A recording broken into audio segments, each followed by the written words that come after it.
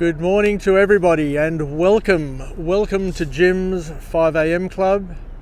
And this morning I come to you from the International Passenger Terminal.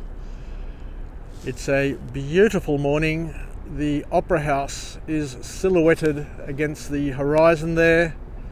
We've got ferries making their way into Circular Quay, and it's going to be a glorious day. If I pan across, you'll see the Harbour Bridge coming into view. What a beautiful structure the bridge is, joining the north with the south. We have the tooting of a ferry which is about to back out of Circular Quay. We've got a bright star up there in the sky, and it is a magic morning. Anyway, let's walk and talk today. So I'm going to change the format just to keep it interesting. And this morning I just want to have a chat to you about a topic which is near and dear to my heart. Many years ago, as a young economics student, I remember sitting in class and our Year 11 economics teacher, Mr. Eric Stockdale, talked to us about economic policy and human behaviour, consumer behaviour.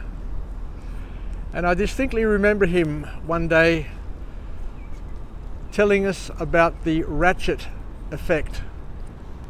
The ratchet effect, which I couldn't really understand clearly until he was able to go through it in detail and give us some examples. So, from an economics perspective, the ratchet effect suggests that people once they become accustomed to a new and better way of life,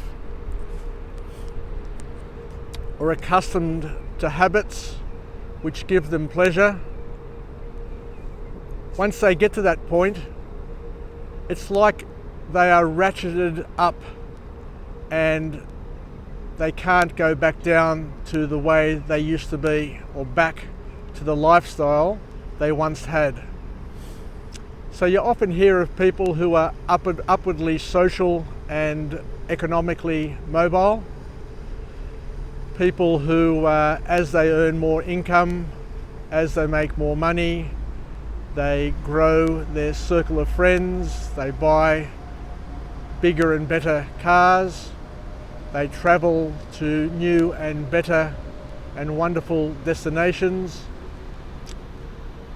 What the ratchet effect suggests is, once you get a taste of this, once you get the travel bug, once you get the spending bug, and once you get that lifestyle enhancement, then it's very hard indeed to go back to how you once were.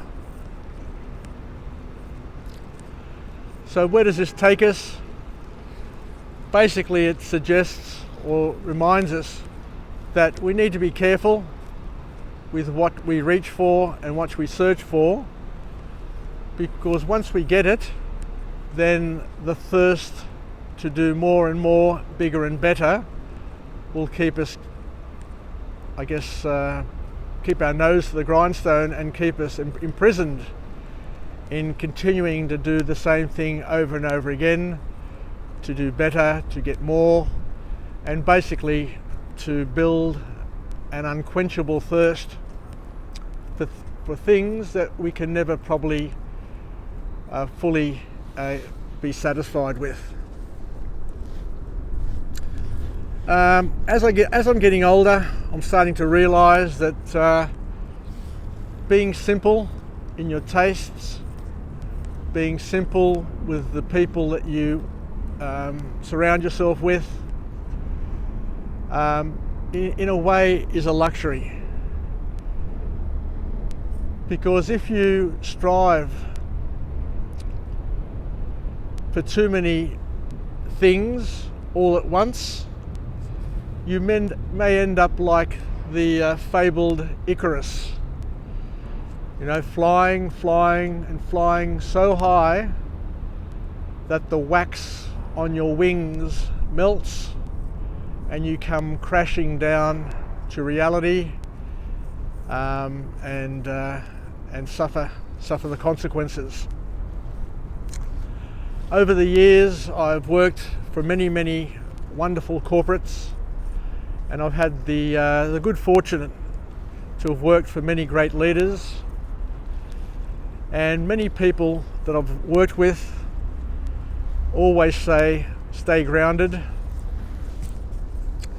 don't get too big in your boots, don't think that you're better than what you are or better than everybody else, because on that growth path, on that corporate growth path, it's like a game of snakes and ladders. As you climb, eventually you'll find a snake and you'll slide back down to where you once were, and it's very hard once you've been up the top there to be able to live and to enjoy life once you've once you've lost that prestige of position.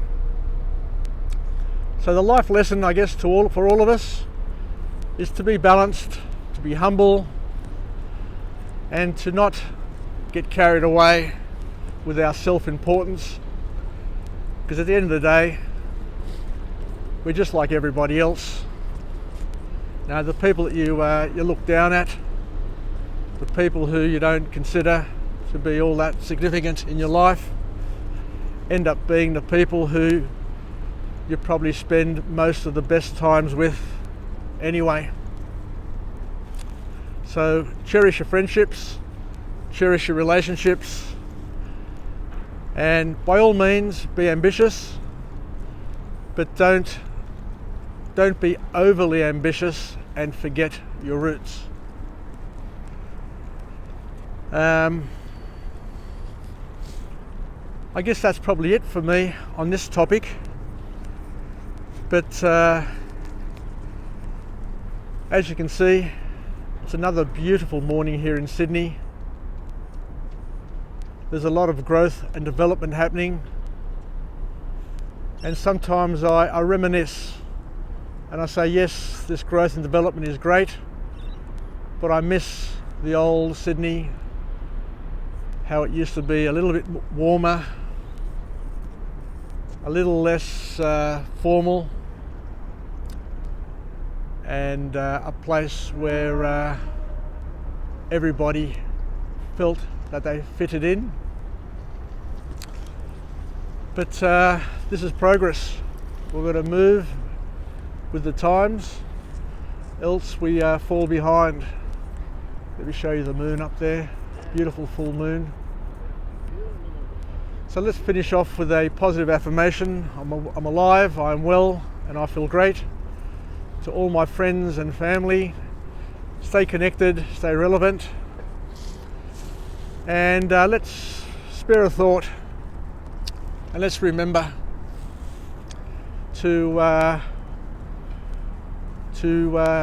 be careful of the ratchet effect, to not grow to the point where we can no longer appreciate the simple things in life, and to take ourselves or to think of ourselves as being far more important than what we are.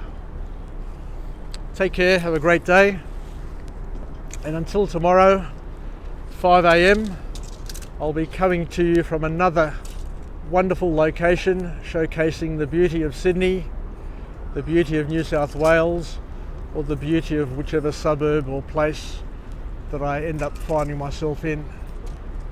Take care. Have a great day. Kita tapume, yasas. And let's have one more look at that beautiful opera house silhouetted there on the horizon. What a beautiful structure it is. Take care and bye for now.